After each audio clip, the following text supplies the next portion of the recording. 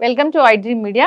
So జనరల్గా కొందరు చూస్తూ ఉంటాం, తిన్న వెంటనే వామిటింగ్స్ అవుతున్నాయని చెప్తూ ఉంటారు. ఇక అంతేకాకుండా తిన్న వెంటనే కడుపు నొప్పి వస్తుంది, సో వాష్రూమ్ వెళ్ళాల్సి వస్తుంది అని చెప్తూ ఉంటారు. అసలు ఏంటి ప్రాబ్లం? ఎందుకు తిన్న వెంటనే ఇలా జరుగుతుంది? మరి జాగ్రత్తలు ఏంటి? ట్రీట్మెంట్ ఏంటి? న్యాచురోపతి దీని గురించి ఏం చెప్తుంది? వివరాలు తెలుసుకుందాం. మనతో పాటు ఉన్నారు ప్రముఖ న్యాచురోపతి వైద్యులు డాక్టర్ జ్యోత్స్న పురిపాటి గారు. మ్యామ్ నమస్తే అండి. నమస్తే అండి. మ్యామ్, అన్నిటికీ మందులు కాకుండా జనరల్గా న్యాచురల్ వేస్లో కూడా తగ్గించుకోవచ్చు చిన్న చిన్నవి. సో దానిలో ఇప్పుడు తిన్న వెంటనే చాలా మందికి వామిటింగ్ అవుతుంది, నాజియా ఉంటుంది, లేదా కడుపు నొప్పి వస్తుంది, మోషన్ వెళ్ళాల్సిన పరిస్థితి వస్తుంది అని చెప్తూ ఉంటారు. అసలు ఏంటి అసలు ఈ కండిషన్? అంటే ఈ కండిషన్ ఎవరైనా కంప్లైంట్ చేస్తూ ఉంటేనండి, ఫస్ట్ మనం తెలుసుకోవాల్సింది వాళ్ళకి ఎన్నాళ్ళు బట్టి నుంచి ఇది అవుతుంది. ఇది జస్ట్ ఒక ఫస్ట్ టైం అలా అయిందా, లేకపోతే ఫ్రీక్వెంట్గా కొన్నాళ్ళ నుంచి అవుతుందా. ఒకవేళ ఎవరికైనా జస్ట్ ఫస్ట్ టైం అయింది, మామూలుగా ఉండదు కానీ అయింది, అవుతూ ఉంది, తిన్న వెంటనే వామిటింగ్ వస్తుంది, లేకపోతే వాష్రూమ్కి వెళ్ళాల్సిన అవసరం వస్తుంది అని అంటే గనక మనం ఆలోచించాల్సింది ఏమైనా ఫుడ్ పాయిజనింగ్ అయిందా.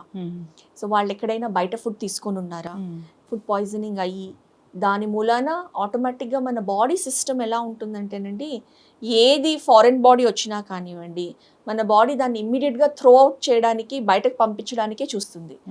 సో ఒకవేళ మనకి బాడీకి సరిపడనిది, లేకపోతే ఏదైనా ఆల్రెడీ పాయిజన్డ్ అయిన ఫుడ్ మనం తీసుకొని ఉంటే గనక ఇమ్మీడియట్గా వామిటింగ్స్ ద్వారా కానివ్వండి, లేకపోతే మోషన్స్ ద్వారా కానివ్వండి, మన బాడీ దాన్ని బయటకు పంపించేస్తూ ఉంటుంది. సో ఫస్ట్ ఇది మనం చూడాల్సి ఉంటుంది. లేదు హోమ్ ఫుడే తీసుకొని ఉన్నారు, ఇలాంటి ఫుడ్ పాయిజనింగ్ అయ్యే అవకాశం లేదు అని అంటే గనక వాళ్ళకి ఎప్పటి నుంచి ఇలా అవుతూ ఉంది. సో ఒక specific condition, irritable bowel syndrome, IBS అంటామండి. సో ఈ కండిషన్లో కూడా ఈ రకమైన సిమ్టమ్స్ కనిపిస్తూ ఉంటాయి. చాలా ఇబ్బంది పడుతూ ఉంటారు. ఏంటంటే వాళ్ళకి ఇలా తిన్న వెంటనే వామిటింగ్స్ అండ్ దెన్ మోషన్స్ అవ్వడము, లేకపోతే ఒక పీరియడ్ ఒక 15 days వాళ్ళకి కంటిన్యూస్ డేకి ఒక 15-20 సార్లు వాష్రూమ్స్కి వెళ్ళడము, లేదు అని అంటే ఒక 10-15 times వామిటింగ్స్ అవ్వడము. ఒక 15 days ఇలా కాన్స్టిపేషన్ కూడా ఉండొచ్చు. 15 days కాన్స్టిపేషన్ ఉంటుంది, 15 days కంటిన్యూస్ లూజ్ మోషన్స్ ఉంటాయి, ఇంకో 15 days వామిటింగ్స్ ఉంటాయి. సో ఇరిటబుల్ బవల్ సిండ్రోమ్ ఉన్న వాళ్ళు చాలా ఇబ్బంది పడుతూ ఉంటారండి. రీసెంట్గా ఒక క్లయింట్ క్లినిక్లోకి వాకింగ్ చేసిన వాళ్ళు అసలు రెగ్యులర్ పాత క్లయింటే అనమాట, గుర్తుపట్టలేకపోయిన పరిస్థితి. 20 kg వెయిట్ లాస్ అయ్యారు విత్ ఇన్ అబౌట్ 6 months టైంలో. ఏంటి అని అంటే ఈ IBS, ఇరిటబుల్ బవల్ సిండ్రోమ్ వచ్చింది వాళ్ళకి.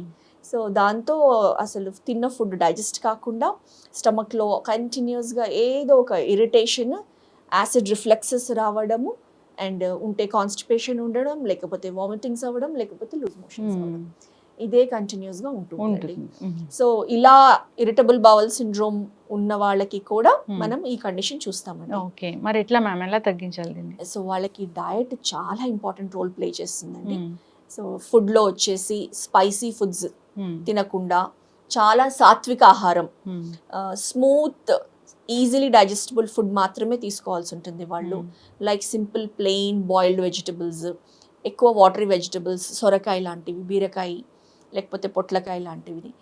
తర్వాత ఆకుకూరలు చాలా జాగ్రత్తగా, చాలా బాగా వాష్ చేసి, ఎటువంటి కెమికల్స్, పెస్టిసైడ్స్ లేకుండా 100% ఆర్గానిక్ విధంలో పండించిన కూరగాయలు వాళ్ళు తీసుకోవడం చాలా ఇంపార్టెంట్. ఎందుకనంటే ఆ పెస్టిసైడ్స్తో మళ్ళీ అగైన్ ఇరిటేషన్ అనేది వస్తుంది అనమాట.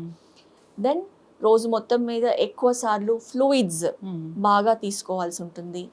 అండ్ దీంతో పాటు ఎందుకనంటే బాడీలో ఉన్న ఫ్లూయిడ్స్ అంతా కూడా వాళ్ళు వాష్రూమ్ వెళ్ళినప్పుడు అంతా డీహైడ్రేట్ అయిపోతూ ఉంటారు. సో ఫ్లూయిడ్ బ్యాలెన్స్ అనేది మెయింటైన్ చేయాల్సి ఉంటుంది. స్పైసీ ఫుడ్ లేకుండా సాఫ్ట్ ఈజీలీ డైజెస్టబుల్ ఫుడ్ అనేది తీసుకోవాల్సి ఉంటుంది.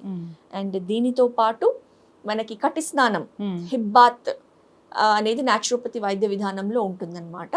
సో ఈ హిప్ బాత్ ఇందులో అయితే గనక కంప్లీట్ పెల్విక్ రీజన్, తర్వాత డైజెస్టివ్ సిస్టమ్ ఒక టబ్లో ఉండి అందులో వాటర్ పోసి డిఫరెంట్ కైండ్స్ ఆఫ్ టెంపరేచర్ వేరియేషన్స్లో మనం పెడతామన్నమాట. ఈ కటి స్నానం అనేది కూడా చేస్తే చాలా బాగా ఇంటర్నల్గా ఉన్న ఇరిటేషన్ అనేది కూడా బాగా తగ్గుతుంది. అండ్ దీనితో పాటు వాళ్ళకి naturopathy other treatments, acupuncture treatment, చాలా బాగా హెల్ప్ చేస్తుందండి ఓకే. ఇరిటబుల్ బౌల్ సిండ్రోమ్ ఉన్న వాళ్ళకన్నమాట. యెస్. సో జనరల్‌గా ఏదైనా హోమ్ రెమెడీస్ అనేవి ఏమైనా ఉంటాయా? హోమ్ రెమెడీస్ అని అంటేనండి Hmm. మెయిన్గా జస్ట్ వాళ్ళు అప్పటికప్పుడు. ఇరిటబుల్ బౌల్ సిండ్రోమ్ ఉన్న వాళ్ళకైతే కనుక స్ట్రెస్ చాలా మేజర్ రోల్ ప్లే చేస్తుంది అనమాట. సో మనకి వేగస్ నర్వ్ ఏదైతే ఉంటుందో గ్యాస్ట్రో ఇంటెస్టైనల్ ట్రాక్ట్కి ఆ నర్వ్ ఎక్కువ స్టిమ్యులేట్ అయితే ఈ ఇరిటేషన్ అనేది ఎక్కువ అవుతుంది. సో ఆ నర్వ్ స్టిమ్యులేషన్ డైరెక్ట్గా స్ట్రెస్తో రిలేట్ అయి ఉంటుంది. కాబట్టి స్ట్రెస్ని తగ్గించుకోవడము, మెడిటేషన్ ప్రాక్టీస్ చేయడము, ప్రాణాయామ ప్రాక్టీస్ చేయడము చేసినప్పుడు కూడా ఈ కండిషన్ అనేది చాలా బాగా కంట్రోల్లోకి వస్తుంది. ఓకే. అండ్ హోమ్ రెమెడీస్ అయితే గనక వామిటింగ్స్ ఎక్కువ అవుతూ ఉన్నాయనుకోండి, సో ఇమ్మీడియట్గా చేయాల్సింది మనము ఎలక్ట్రోలైట్ బ్యాలెన్స్ని మనము రీహైడ్రేట్ చేయాలి. కాబట్టి ఖచ్చితంగా కోకోనట్ వాటర్, లేకపోతే ఫ్రెష్ మజ్జిగ, బార్లీ నీళ్ళు ఇలాంటివి గనక ఇస్తూ ఉంటే గనక కొంచెం ఆ స్టమక్లో ఇరిటేషన్ తగ్గుతుంది. అండ్ ఎవరికైతే గ్యాస్ట్రిక్ అల్సర్స్, డియోడ్నల్ అల్సర్స్, ఇలా అల్సర్స్ ఉన్న వాళ్ళకు కూడా ఈ ఇన్ఫ్లమేషన్ ఎక్కువ అయ్యి అండ్ అల్సరేషన్స్ యాక్టివ్గా అయినప్పుడు కూడా ఈ వామిటింగ్స్ లాగా కూడా వస్తూ ఉంటాయండి. ఎస్, ఖచ్చితంగా మ్యామ్. చాలా చక్కగా చెప్పారు. అంటే రూట్ కాజ్ అసలు వేరే ఉంటుంది, ఇది ఓన్లీ సిమ్టమ్ ఇలా కనిపిస్తూ ఉంటుంది. ఈ సమస్య ఉన్న వాళ్ళు నిజంగా చాలా ఇబ్బంది పడుతూ ఉంటారు. సో బేసికల్గా మనం రోజు ఫుడ్ తీసుకోవాలి, తీసుకున్న వెంటనే వామిటింగ్స్ అవుతుంటాయి, లేదా కడుపు నొప్పి వస్తూ ఉంటుంది, ఇలా వాష్రూమ్ వెళ్ళాల్సిన పరిస్థితి వస్తూ ఉంటుంది. అంటే నిజంగా ఆ కండిషన్ ఎంత బాధాకరమైందో. సో న్యాచురోపతి వైద్యం దీనికి చాలా చక్కగా పనిచేస్తుందని చెప్పారు. ఒకసారి కాంటాక్ట్ చేయాలని కోరుకుందాము. హోమ్ రెమెడీస్ కూడా చాలా చక్కగా చెప్పారు డాక్టర్ గారు. సో అసలు ఫుడ్ పాయిజన్, ఈ అవుట్ సైడ్ ఫుడ్ అసలు తీసుకోకూడదని కోరుకుందాం. నిజంగానే ఈ వర్షాకాలం వచ్చిందంటే ఇంట్లోనే చాలా జాగ్రత్తగా చేస్తే తప్పితే మనకి ఏమి రాకుండా ఉంటాయి ఇన్ఫెక్షన్స్, అలాంటివి జాగ్రత్తలు తీసుకోవాలని కోరుకుందామండి. చాలా చక్కటి ఇన్ఫర్మేషన్. ధన్యవాదాలు డాక్టర్ గారు. నమస్తే అండి.